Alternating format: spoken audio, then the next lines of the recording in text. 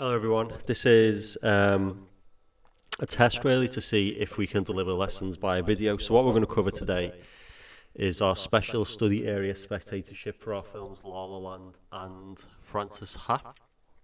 So previously, we've already discussed questions about being active or a passive spectator, the range of responses that a spectator can have, namely a preferred, oppositional or negotiated response. And if you want more information on that, please refer to the previous lesson entitled Spectatorship, the Theories. So these questions that are appearing on screen are some of the questions that we could face in the exam. But we're going to focus on the question at the top, which is explore how far spectators respond in the same way to a film. Already, what you should be thinking about is it's a slightly trick question, in the idea that we are all subjected to the same experience in terms of textual experience, i.e. the film. However, how we interpret the film and our personal experiences that sort of create that interpretation are unique and can basically be quantified into one of three response types, according to Stuart Hall. So this start task is about finding out who your favourite film character is and the reason why. It's important to think of some specific reasons why, because that'll give you a good understanding of how you as an individual spectator respond to film. So if you want to pause, have a think, write down a character, write down some reasons why they're your favourite character, and then unpause the video when you're finished. So I've used Luke Skywalker and Rey from Star Wars as my examples. A bit obvious, I know, but they are my favourite characters, so I thought to explain why. It's very simple characterisation, very unambiguous, uncomplex. You understand exactly who they are, what they want. There's no questions about them. They come from nowhere. They have a greatness thrust upon them, and they do not seek it out. So that's more of an ideological thing, is that the characters, they don't seek fame or glory or power, but they have a thrust upon them, and it's interesting how they respond to that. It feels very familiar. So both Rey and Luke follow what is known as a hero's journey narrative, which is very, very common. It's like, the same narrative journey we see in Harry Potter, Lords of the Rings, and myths, King Arthur, all that type of stuff. So it's very familiar, and maybe that's one of the reasons why I like it so much. It's quite comforting in that respect. It does not require, the characters do not always make the right decision. So there are moments when characters are presented with decisions and they make the wrong decision, but they learn from that and they develop as a character. So for example, Luke going to save Han Solo and Leia, clearly a mistake, he cut off his hand, but we see the consequence of him to grow as a character in the next film. They uphold ideologies I share. They both are about being good, promoting justice, and all that type of stuff, and I agree with that. Their views on nature, the universe, basically reflect my own. So what I'm talking about is the general ethos in Star Wars about we're all connected and our actions sort of impact on other people, and we should respect nature and all that type of stuff. I fully agree with that.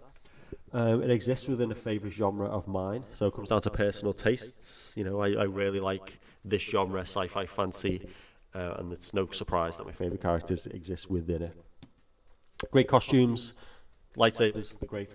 And by no means these are not the best characters ever, but they are my favourite. And that's one of the things I want to start this lesson with, is to explain that we don't have to take the same response. We have individual responses for many, very specific and individualized reasons, and that is what ultimately is at the crux of this question, is why did you respond the way you did? So let's have a think about our characters. So I want you to pause the video and note down a couple of answers to this question. So what are your individual thoughts on the protagonists of our films, Mia from La La Land and Francis from Francis Ha? Note down your personal responses. To each of the characters, make a list of adjectives, so descriptive words to describe each character, and then consider things like your knowledge of the star. Are you a Spider-Man fan, for example? Did seeing Mia Stone in this film enhance your enjoyment of her as a character, or did it take away from it? A performance. I will argue in this PowerPoint that Emma Stone's performance is one of the greatest ever in cinema, and the power of her performance really does drive home a deep connection with the character. Style, genre. If you're a musical fan, then you're more willing to accept the representation, but if you've not seen musicals, or in my case, I'm not a big rom-com fan, so I would be maybe a bit more critical, and that just comes down to, for want of a better word, ignorance of the genre. I don't really know what to expect, I'm not used to it, so I'll pick it apart. Roles within the narrative as well. What role does the character play? and what decisions does she make, and how does that impact your feelings towards them? So have a think about which character you feel more connected to, and the whole point with spectatorship and key to this answer is being honest and getting your opinions across. And you're talking about pros and cons, so I'm sure or hope there are aspects of Frances's character you like, but I imagine that's the character who you'll have more issues with. Okay, so some reasons why a spectator may prefer Mia over Frances. That's not to say that they all do, but I'm just giving you some potential talking points for your exam. Okay, number one, Mia is much more conventional than Frances, so she is pretty much meets expectations and stereotypes of what we'd expect of a female lead in a mainstream film. The genre expectations, so because it's a musical, there are clear expectations, and we could argue, but Mia generally conforms to a lot of them. The clear identifiable goals. Mia says at the start, I want A, B, C, and her entire journey is dedicated to getting those and achieving those goals. And when she achieves them, we feel happy for her, and she fulfills her goals, and the narrative ends. So it's a very clear goal to work towards, and we can sort of judge her decisions on that goal. Stone. Emma Stone is a much larger star than Greta Gerwig. So again, pertaining to my point about Spider-Man, this is someone who's already been in Oscar-winning films, was known as a very prominent actress, or performer rather, and she's just more familiar to us. We may have seen her more, so we're more likely to enjoy her on screen and agree with what she does. Achieves all of her goals. Mia is a very driven person, and she does achieve all of her goals. There's a clear resolution, so you walk out the cinema, ideally, and they thinking they all lived happily ever after with no questions, and you can walk away and get on with your life. So it's quite a clear resolution where everything's tied up, no ambiguity. And I would argue it's a stronger performance. So stronger performance makes the character more believable. Other spectators rather may also prefer Frances for these reasons. She's a non-conventional female character, so the film ideologically challenges mainstream representation, which for a lot of people is quite appealing because it goes against the norm. It's a character study, so whereas Mia, it's a narrative film driven by story, Frances is driven by character, so therefore, you know, she's pretty much in every shot or every scene, so we learn a lot more about her. So as I said in the lesson, we get Frances warts and all, whereas Mia is a very carefully constructed representation. She has unclear goals, so that uncertainty and ambiguity around a character may put some people off, but it also may appeal to some people who feel similar and, you know, reject the overarching ideology that all young people should have a clear path lined up, a clear path they're going to go through, university, get married, etc.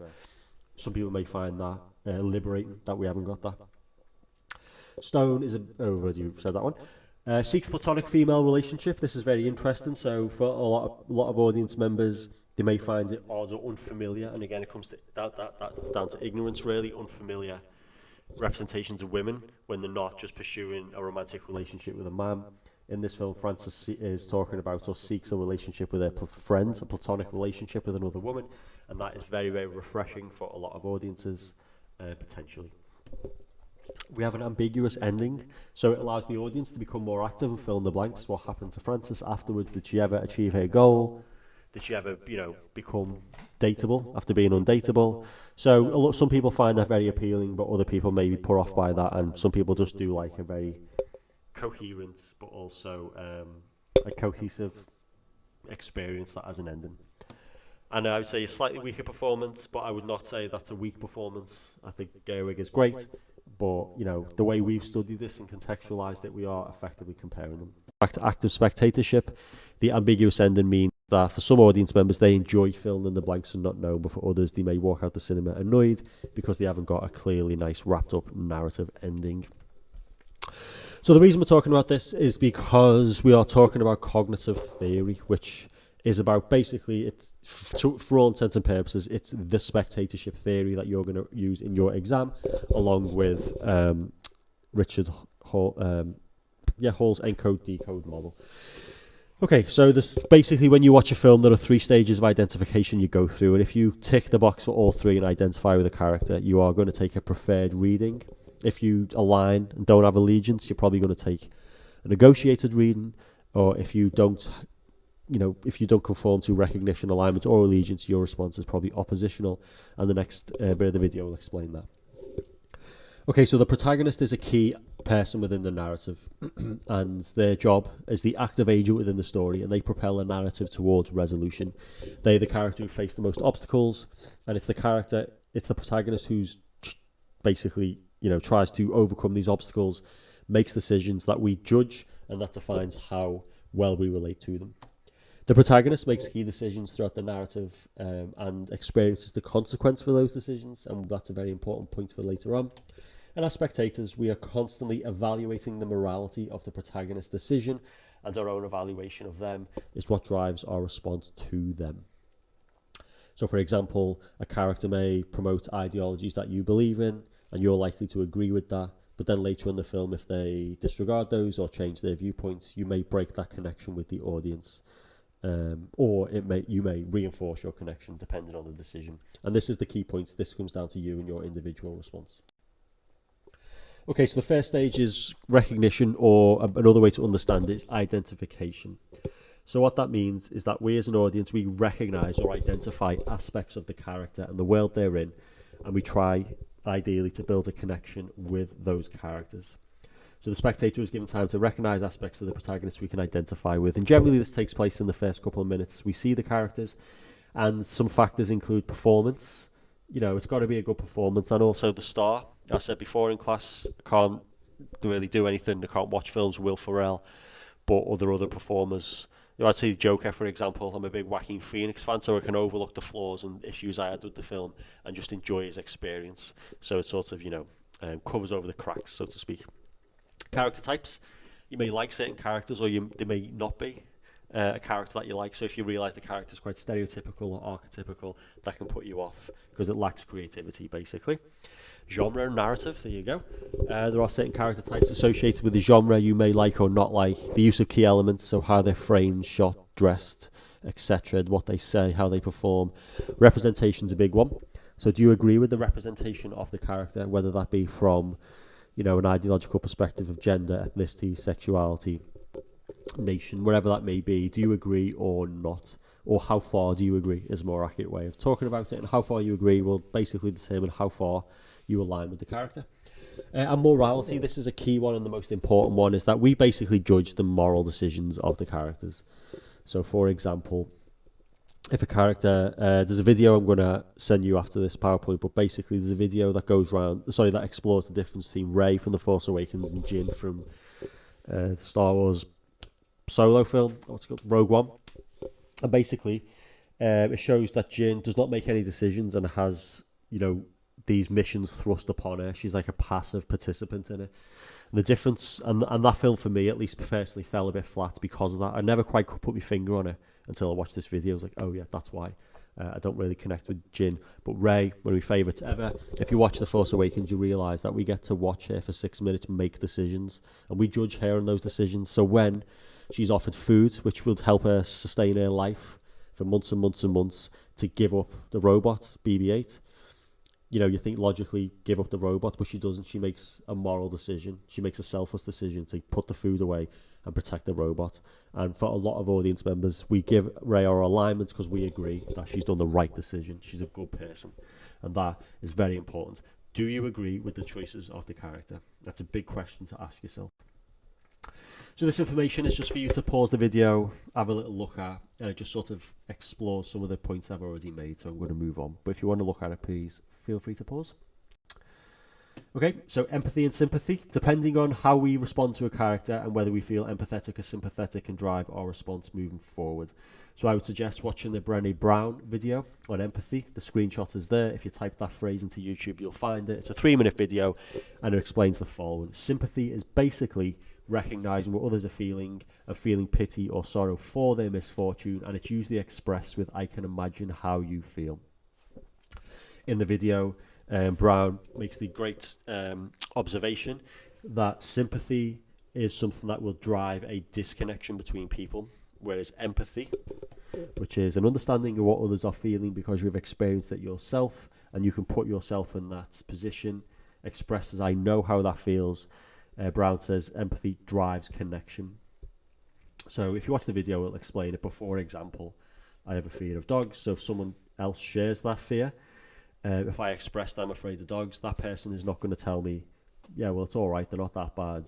You should get a dog. Blah blah blah blah blah. They'll just sit and listen and share that connection. Someone who loves animals will be sympathetic. They'll say, well, yeah, it must be rubbish being afraid of dogs, but if you try getting a dog, blah blah blah blah blah. Okay, and as you can see, I would feel a lot closer to one than the other, and the exact same thing is happening in cinema. So let's apply it. Okay, alignment is the process by which a spectator identifies with something or someone within the narrative. So the idea is that a filmmaker will use every technique and trick of the trade to strongly encourage alignment with the protagonist of a film. And if a filmmaker can successfully make you align with the character, i.e., combine your worldview with theirs and draw a connection, then you are much more likely to take the preferred reading of the film. Obviously, this presents some challenges for Frances Ha based on the responses in class, but for me, it should be a bit more straightforward. So I suggest you use the link in the description box below, watch the scene with Mia, and make some notes on these questions. What is the intended response for the spectator? How is this response created with the key elements? How do you feel about Mia? So what is your response? And what other factors could or do influence your individual response to Mia within the narrative? It's very important to be honest in these situations, and also remember that you must identify the preferred reading. Whether you agree or not at this stage doesn't matter. What matters is you identify what the intended reading is, and then you use that to frame your reading and explain why. Using ideological critique, you didn't respond, and you took and negotiated the oppositional reading to the film. Okay, so if you watch the scene, we recognise Mia's position as an actor working as a barista, waiting for a first big break. It's a common archetype. It's been around since the beginning of cinema, really. And you can see examples of it throughout cinema history. But that idea of someone getting off the bus, working their way up as a barista until they get their big break is a common trope of Hollywood. So it's very familiar and it's recognisable. So moving forward, during Mia's performance, the spectator's drawn to her via her outstanding performance and slow tracking shots. And I know I bang on about it in class all the time, but Stone's performance is so important. She's very believable. She seems very genuine. And this is one of the main reasons why audiences tend to align with Emma Stone's character of Mia, is because she is so believable and natural on screen. Other things to make note of in that scene are the use of camera. So the camera remains very fixed in a mid-shot on Mia's face, and we're just drawn to her as a person by her amazing, genuine performance, whilst all others are disinterested in her. And again, like in the opening sequence, the camera remains transfixed on Mia and those around her. Transfixed on Mia, not those around her.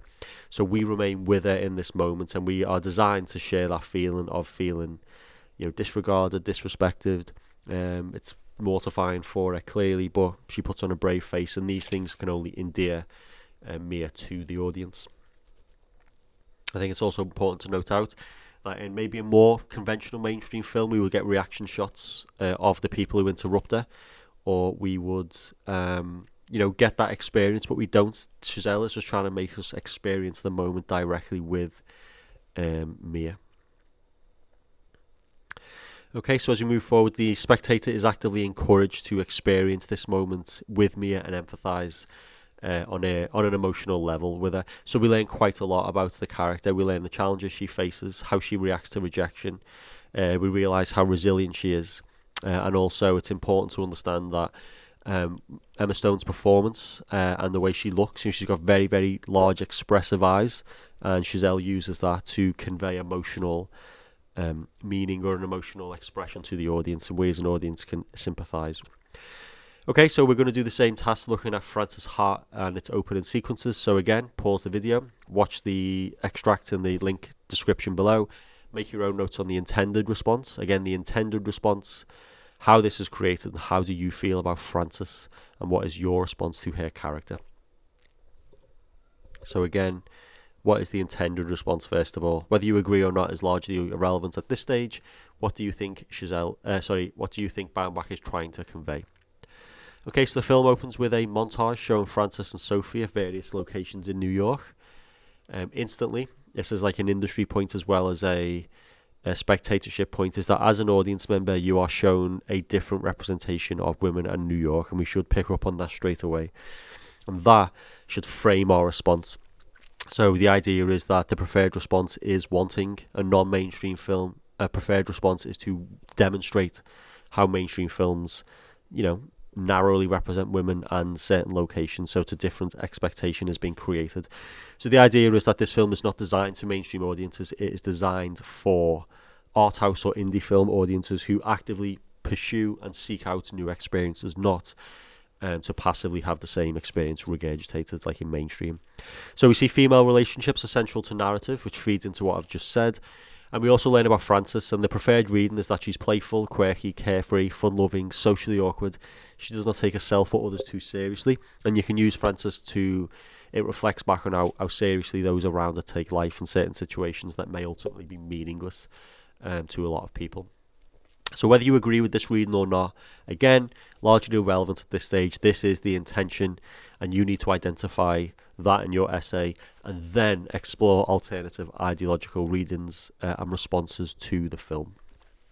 So again, Frances is established as a character who does not conform to female expectation in cinema. When she talks about sex, she talks about drinking, smoking, she lives with another woman. She is not driven by a heteronormative romance, which is the norm in Hollywood. So again, that is not a negative, it is a positive and should contribute towards the preferred reading of the film.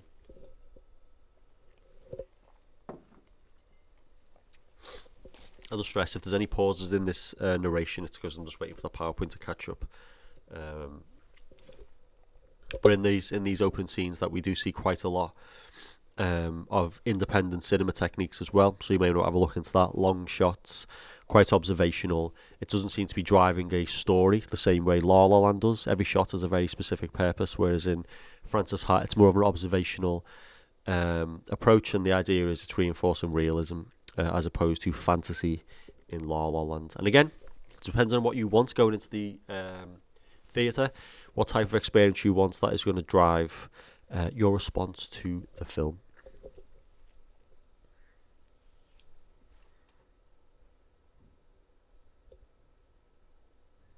Okay, in the next scene we have a scene with Frances and her boyfriend, and one of the things to say about that is that heterosexual relationships are often driving mainstream narrative cinema. It's a damsel in distress, i.e. the boy and the girl get together at the end and they all live happily ever after. But Frances chooses a female friend over her boyfriend and they split up, and this scene is very important for aligning and recognising aspects of Frances's character that we can align with. So for example, again, this film appeals to the indie audience because it is again challenging and subverting mainstream expectation and convention. So the fact that the film begins with a breakup is very significant because most mainstream films generally, if you deal with relationships, that is ends their narrative resolve with two people getting together. So Baumbach is drawing attention to the fact that he's subverting expectation by starting the film with a breakup, and specifically a breakup to choose a woman over a man. Some spectators may share Frances's awkwardness when she's on the phone. When she says to Sophie, "War up," and all that type of stuff. It might be a bit cringy and embarrassing. But other people may realise that actually makes her quite endearing. And I think a key point on this, to be a bit more ideological about it, is she's not willing to change her behaviour in front of a man. She's not willing to compromise her relationship with Sophie. Frances clearly feels quite awkward, but she's not willing to sort of let the man sort of diminish her behaviour, and that's quite a strong ideological point, and certain viewers may respond to that depending on their experiences. You may want to think about a gendered response there. And in this shot, again, the wide shot, she seems very small and isolated and uncomfortable. The intention is to drive an empathetic response, i.e. we feel sorry for her. And look at her, she looks quite pathetic. And when I say pathetic, I mean she inspires pity in the audience. We feel for her. We're not laughing at her, laughing with her type thing. We're feeling with her. And that really is part of the preferred response. Now, you may take a different response and you may not feel that way. And you can explore that in your essay. But you must always reference the intention of the director and how your response either conforms or goes against that particular intention. It's also worth noting in this scene is that the relationship is quite equal. She's not being chastised necessarily, and he is not, and she is not chastising him. It's a strange, awkward breakup, and again, it's more about realism than anything else. And again, an indie point for industry, the long shot lengths as we watch Frances gather her things. It's very uncomfortable to watch for some people, and it's uncomfortable for her as well. the way the boyfriend just stands and observes her. It's very uncomfortable, and the idea is that we share that emotional sense and we empathise. And Francis's awkwardness is endearing and appealing to some and could produce a preferred reading or response. However, her nature, the way she acts, could also drive her to negotiate the oppositional response to the character in the film. Okay. So the final stage of the process is called allegiance. And after the spectators identified and recognise aspects of the protagonist they can align with, we give them our allegiance. And what that means is basically a devotion to a cause or a person. So basically what it means spectatorship-wise is that we've agreed that this is the protagonist, we share their worldview, we're totally on board with what they do, and generally speaking it's hard to break that because what it pertains to is a moral evaluation of the character by the spectator. I will include a video below this post that is a quick analysis of the introduction of Rey from The Force Awakens and Jin from Rogue One. That'll explore that in more detail. But allegiance is formed by the spectator's understanding of a character's motivations and the positive evaluation of their moral decisions. So, for example, I do align with the Joker or Arthur Fleck in the Joker. I agree with some of his views on, how society treats mentally ill or poor. But when he goes into the room and it suggests that he kills ZZ Beats' character, I would not give allegiance because I disagree. So on screen now are just a few a few pointers on how to approach this particular question, which will be picked up in the next video. So feel free to pause, read over anything, but that should be an introduction to spectatorship for now.